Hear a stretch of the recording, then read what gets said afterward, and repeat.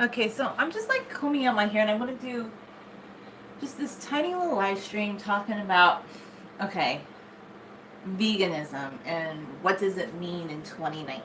So for me, veganism and the way a lot of people have approached it is very politicized. It's very hard edged. Like you had to be overly political.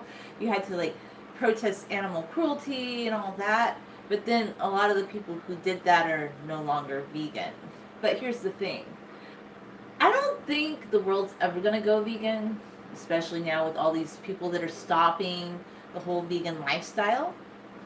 I think some people will go vegan. I think more people will go vegan. I do see the benefits of veganism, but not to preach it to people who don't want to do that. But I do think, just this is, hear me out. I grew up vegetarian. The first 5 years of my life, I was vegan. Back in the 70s and 80s when nobody did that. I mean, nobody in the 70s was really vegan, except for maybe a few people, maybe a few Seventh-day Adventists, maybe a few hippies, maybe a few, like, really, like, just such a small group of people. But my mom went back to being vegetarian because she kind of missed eggs and dairy. And she said, you know, in 1984, like, being vegan was difficult. Like, all that you really knew was you could make some tofu from scratch, which she did, by the way. She continued making tofu from scratch because she wasn't working. She was a stay-at-home mom. You can eat some nuts. And I don't know, she missed eating eggs and dairy. But for me, because the first few years of my life I didn't eat dairy or eggs, it was always a lifelong struggle to consume dairy and eggs. Like, I just was not on the dairy train, and there were all these announcements saying you need to drink milk, you need to eat cheese. And this was always a giant fight that I had with my mom. Like, later on I wanted to eat meat because I wanted to fit in. But the whole dairy thing, like, I just kind of fought with her all the time. She'd be like, you need to drink milk. And she would make me drink quick because that's what people thought back then, is you had to have dairy to have strong bones. Like, that was just the recommendation. Everybody thought that. So she would really push the dairy on me, and I never liked it. And I did want to eat chicken because I wanted to fit in, but I never ate beef. I never ate hamburgers. Maybe one time I tried one and it made me sick, but I never grew up eating red meat. Like, I just came from like a very vegetarian focused home. So even though we started eating dairy, it was still veggie focused. Like, there may have been dairy, but that wasn't the main thing. Like, I always had like a vegetable option, like beans, rice, lentils, things like that. So for me, like, I don't know, I knew what protein was. It wasn't an issue. Like, I knew you could get protein from nuts, legumes. These were things that, I don't know, and I've been fine, like thriving this way actually. The other day I got a blood test and my numbers are really good, but I'm not like the super strict vegan where I'm cutting out certain food groups. I was never raw vegan. In 2013, I decided to go mostly vegan just because this made me feel good, not because somebody said that I should do it. It's because I used to eat chicken sometimes, but I never liked deboning a chicken. It always made me sad. My sister had an extra turkey in November of 2013. She gave it to me. I struggled really hard to clean it. I felt sad, and just something snapped in my mind that night. It just snapped. I said, you know what? I never want to eat meat again for the rest of my life. I just don't. So, I'm not saying that if you grew up eating like a standard American diet that you can't go vegan or vegetarian for life, but it might be a little bit harder. I think just this was my whole life really, like for decades. Just even though I was kind of rebellious and started eating chicken, even though my mom really didn't want to do that. Like, my mom wanted to be vegetarian. My mom grew up in Kansas where they had to slaughter chickens to sell them to people to make money. That was like a little side family business because out in the country, you know, kids had little jobs. They had chores. It wasn't like now where you just go home and you have a an inordinate amount of free time. Like, back then, kids had to help their family, and it wasn't considered like breaking child labor laws. That was just life. Kids had to do things to help their family earn money. That was the way things were back then. So, but she hated it. Like, she didn't like slaughtering these chickens. Like, one of her brothers used to dress them up because it was just so heartbreaking to them that every day they had to go home after school and slaughter chickens and cut their heads off. And she wanted to be vegetarian on her own.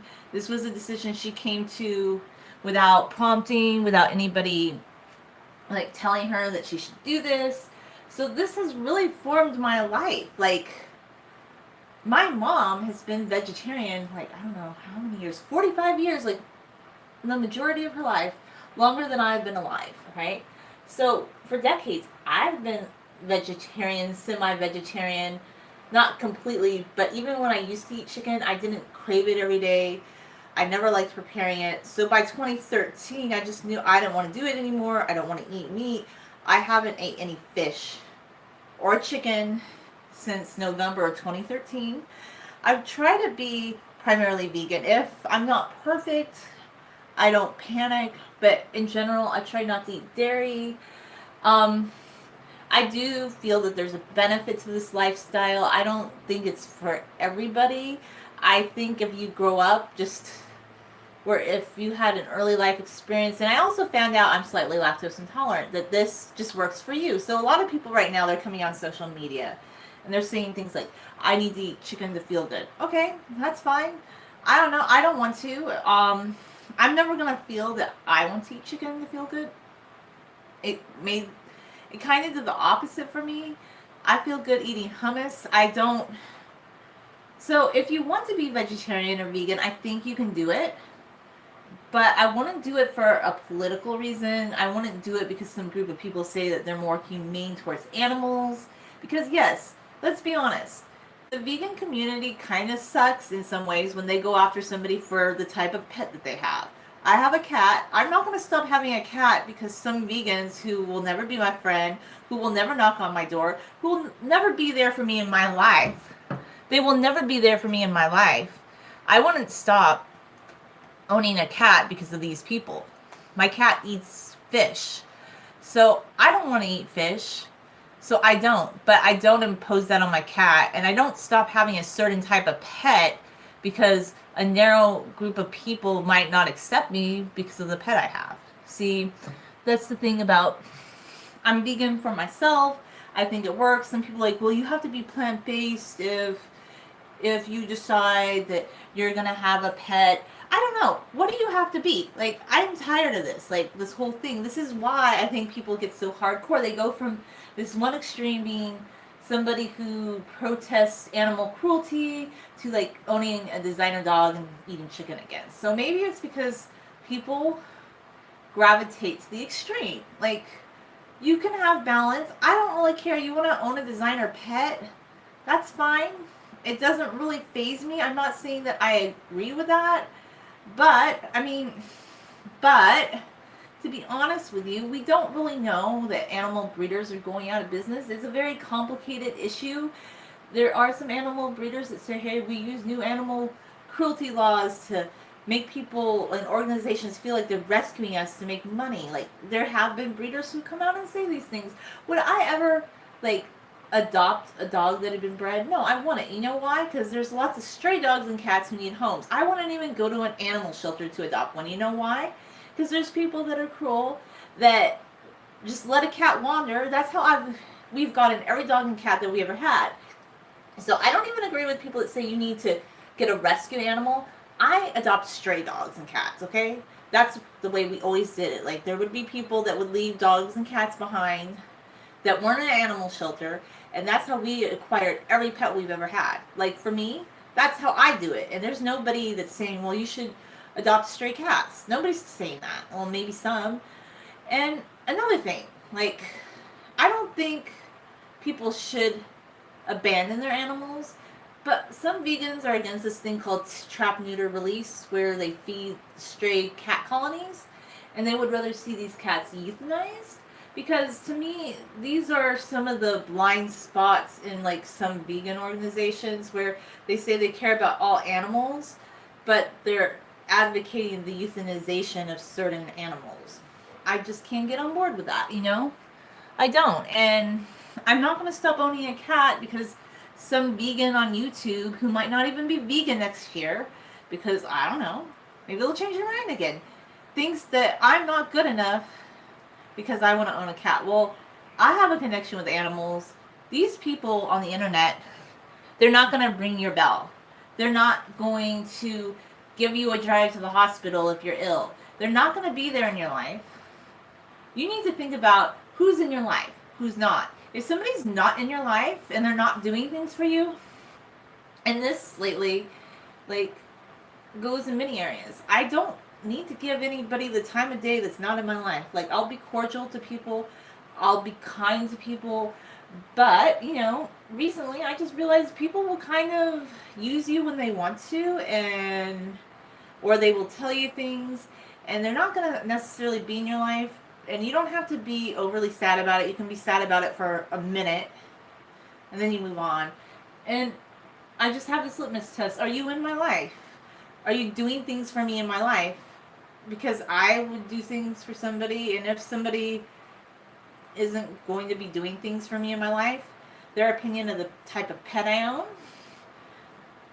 the fact that I have long hair, or anything I do is irrelevant. It really truly is. It's just not relevant to me.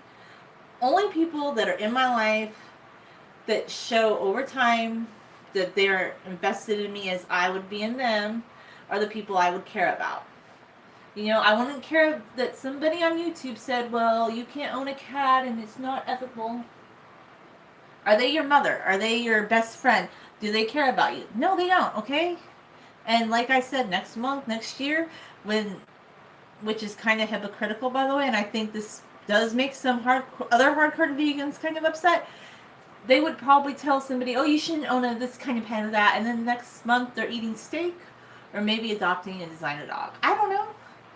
I'm not saying that you should say these people are cruel. I'm just saying you need to take a lot of it with a grain of salt.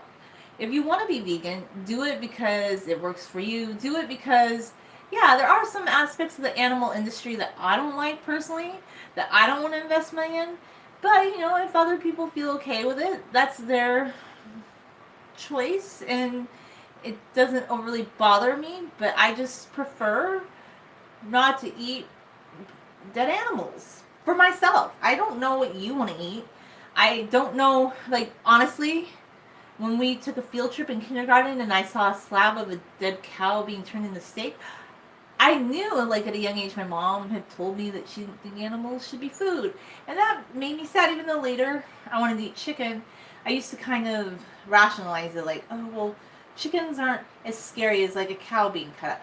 I'm sorry, I just don't want to eat a dead animal. And that's fine. I know a lot of cultures do, a lot of people do, but I'm in this extreme minority where, yeah, I don't want to, and I don't think it's necessary. And I can derive protein, fat, carbs from plant-based options. I don't need to eat animals. I don't really want to consume dairy.